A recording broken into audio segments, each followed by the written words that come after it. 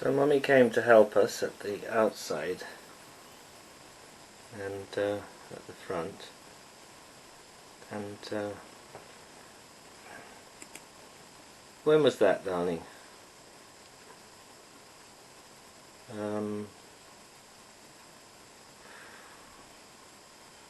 That was on Saturday. So it says here, it's great we have Mummy here to stay for the night, and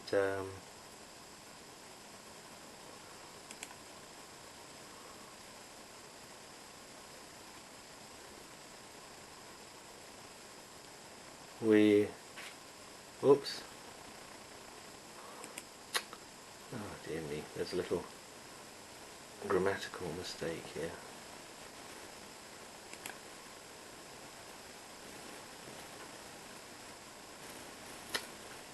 Yeah. We are going to stay with her tomorrow, I should say. I want to edit that.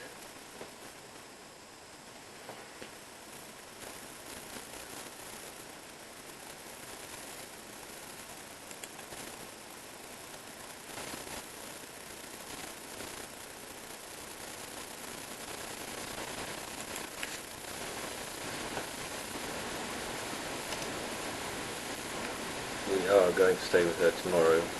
Well, we did. We went to visit, but we didn't stay the night, did we, darling? I'm just talking to the camera. And then Richard says, wonderful, enjoy. Thank you so much. We want to love that as well. And then this morning I say, very hot here in England.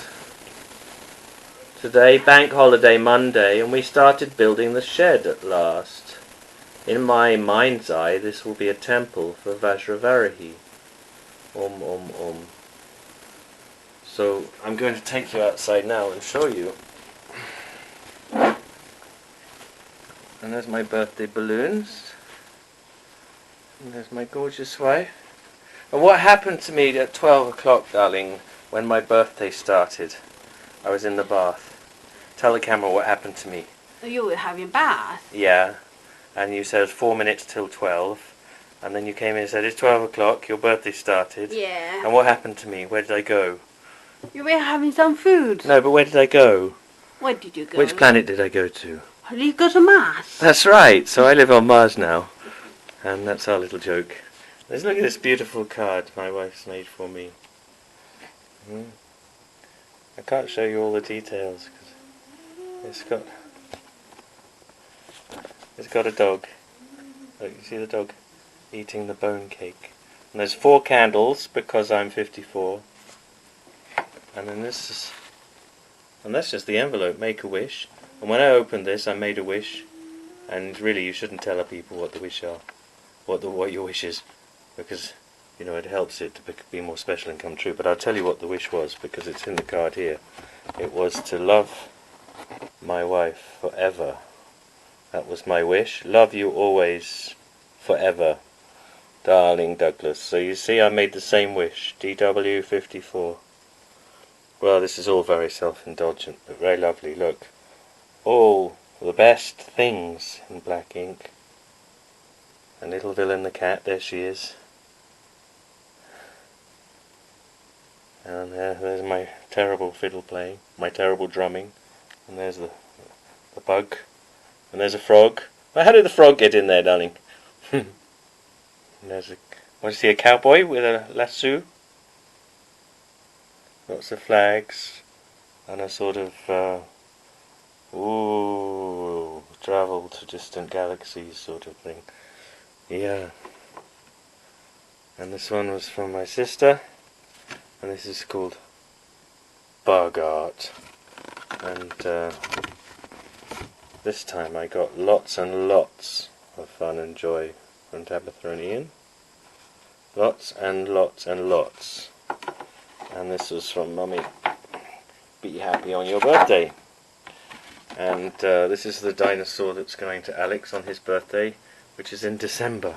Anyway, I'm trying to take you outside to show you what my neighbours have done, because I didn't do it really, and I didn't know how it was going to be done. But over the last few weeks, months even, my upstairs neighbour Terry has been collecting various materials found on skips. So all this wood here, and then I went to speak to Dean, and Dean and I used to do rock music together. He's a great guitarist with Jack Dory on the drums. And so then Terry has found this window. You see that I've given a bit of attention to these roses. So Mummy came on Saturday, stayed the night. Did she come on Saturday and say that come on Friday? Yeah, she came on Saturday. Oh no, she came on Friday, stayed the night, and then on Saturday I've given the hydrangea lots of water, because hydrangeas need a lot of water, and it was really looking thirsty. And Mummy has cut these roses back. She's a real gardener and she knows what to do. And a lot of these plants came from her anyway. This one she wanted to put on Gonga's grave, but it's come here. And yeah, so I've amalgamated my piles underneath the plastic and put this shelf underneath the plastic too. And we've got our baby chilies, which are really not doing so well. And everything else is doing fine. But the thing is, with the window and the other bits and pieces, and getting Dean over to help, because Dean and his dad used to have a scaffolding firm in London, this is what they've made. I mean, and this is the Vajravarahi temple. Now, in order for me to visualize it, I need to know where the corners are of the 12-foot square. So that's one there, and the other one is over here.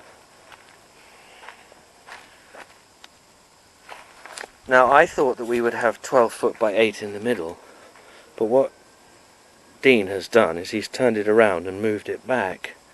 So actually the center of the temple, if we line it up with this stick, which was about here, over to that stick, the center is about here. So this is where all the power is, right? And I visualized the temple originally centered on this point. But it makes much more sense to be like this, so we can have maybe the window here and the door here. And you see it's quite a large space. Oh, I get right into the corner. So you can get an idea of what we did. And we've just put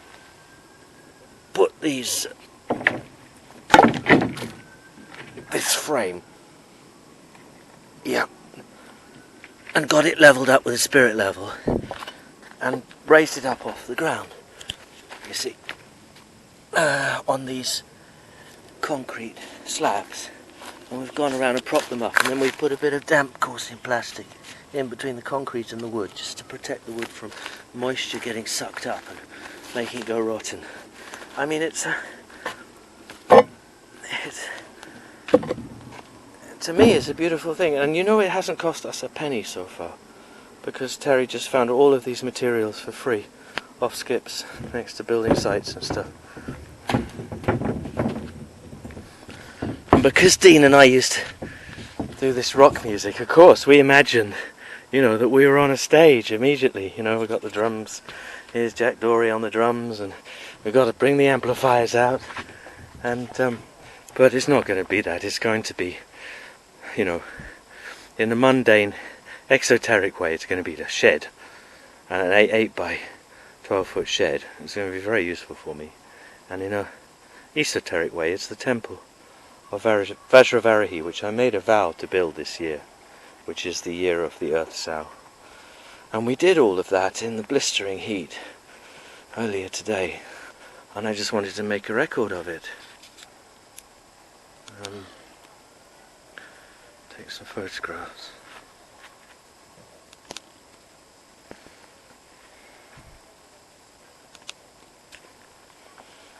This is a nice place to sit.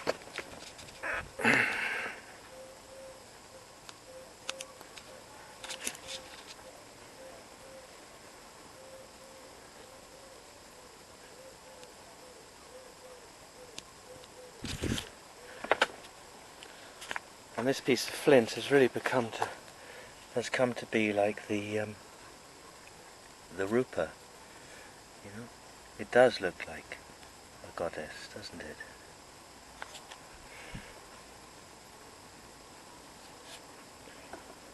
Yeah. And these hazel sticks are all going to be wands. So, I think with my practice and, you know, connecting up all the dots and everything, I think we're creating a point of power on planet Earth, which is about here, somewhere around there. And when we visualize it, make it very, very precise. And then you see, I actually landed on planet Mars because when you're 50 in the 7 Sun System, SSS 555, Epsilon 5, this started off as this story. In the 7 Sun System, you start off, this is only for people in their 50s, to cheer them up, a game they can play, so they don't get too depressed about being middle-aged and getting old and decrepit. So when you're 50, you're at Helios, at the Sun, and when you're 51, you're in Mercury. And I could say a lot more about Mercury, because in the future we're going to discover that Mercury underground is one enormous brain, one solid fungal network, which is very, very long-lived. I mean, it's been in, you know, it has been inhabiting the planet of Mercury for quite some time, but it came from, you know, outer space. So it is an extremely highly evolved, long-living and slow-living, I have to say, form of life. It's fungal, and it's like an eye, because the part which is facing the sun gets blasted with cosmic rays. Yeah, coming. But you know, if you think human beings are so clever with the brains that we have, you know, in our skull cap here, so try to imagine how clever this creature is that has the entire planet underground. Well, it hasn't been discovered yet. I'll just quickly do the front. So that's the conceit or the premise of the Epsilon 5 story. And then from Mercury you go to Venus, 52, then 53 you're on Earth. So, and you know, through my 53rd year we had this very auspicious Chinese New Year celebration of the Earth Sao, and that of course is my wife. And so I decided that I was going to make a temple to Vajravarahi in order to really condense and solidify the sort of neural linguistic programming around these cluster of ideas, get them all corresponding and, you know, numbered and lined up and listed in my neural pathways, so that all my life, which isn't going to last much longer, I will always remember these incidents. And they're kind of connected to the death of my father, which was just over a year ago, and the death of my dog, which was a year and a half or more before that. And on the morning that Gonga died, I carried him out. He couldn't walk at that stage, and he sat underneath this tree and he watched the sun come up over there. And Sam, Margaret and Troy's dog, who Gonga really liked, came up to him and gave him a sniff. And Gonga didn't growl at him. Gonga liked Sam. And of course Sam is still living, and we love Sam. So the logic of this game was that on my birthday I was going to travel to Mars. So what I want to say very quickly is that you have to imagine that I really am the first Mars inhabitant. And it's not a very nice place. And you must drink a lot of water. And the weather systems are violent and terrible, cold and hot, and it's dusty. But if you look, maybe not here, but if you're on the path, the kind of path that Jesus talked about, so you have, you know, the path where there are rocks, and you know, if your seed falls on that, it won't be able to flourish. But if you look down on the little patch of ground that you're standing on, this of course is a kind of composite concrete thing. But if you're out in the country on a path, all you need to do is say, well, that is the Martian landscape I'm standing on. and then everything else around could be conjured up by the holodeck or your imagination or whatever. But the thing about living on Mars, you know, I can tell you now, I've been there a couple of days, is it's really not nice. And the days are long and difficult, and there's a lot of suffering. And you can, of course, think about all the poor people in dry climates, in famine regions and war on planet Earth who are suffering, and you can feel compassion. But at the end of the day you need to sleep, and when you sleep, what are you going to do? You're going to dream about being back on planet Earth with your beautiful wife. So I've assigned Lin Feng, or Mary, she's my communications officer, and I'll try to keep you posted about how this meditation develops. But, you know, interplanetary communications are bound to break down from time to time. So I'll be posting things on Facebook, and the Facebook account is called Mars Inhabitant 1, with a period in between. Mars.inhabitant.1. Almost finished, darling. And it's all based around an email account which is at AOL, which sounds a little bit like HAL. So this is connected to the 2001 story where David kills the artificial intelligence called HAL 9000. So I'll just show you here. You see, we have Mars Inhabitant, and the address is facebook.com. Come on, focus up. Focus. Did you see that? There we are.